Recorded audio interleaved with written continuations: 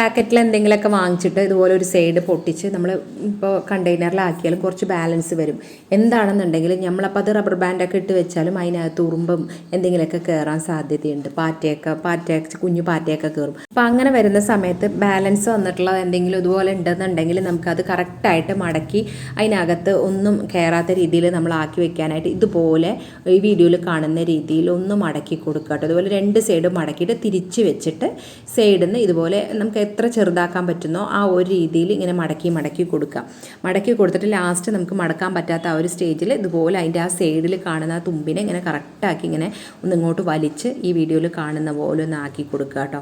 അപ്പോൾ correct zip lock പോലെ നമുക്ക് ആയി കിട്ടുകയും ചെയ്യും. ഒന്നും അതിനകത്ത് നിന്ന് പുറത്തൊന്നും പോവില്ല കേട്ടോ. അപ്പോൾ ഈ ഒരു രീതിയിലാക്കിയിട്ട് പിന്നെ ഇങ്ങനെ മസാല പൊടികളൊക്കെ നമ്മൾ എപ്പോഴും ഫ്രിഡ്ജിനോ ഫ്രീസറിനകത്തൊക്കെ വെക്കുന്നതായിരിക്കും നല്ലത് കേട്ടോ. പെട്ടെന്ന് അത് കേട് കൂടാതെ നമുക്ക് ഒരുപാട് നാൾ സൂക്ഷിക്കാനും സാധിക്കും. അപ്പോൾ നിങ്ങൾ ഇതുപോലെ ഒന്ന് ട്രൈ ചെയ്ത് നോക്കുക കേട്ടോ.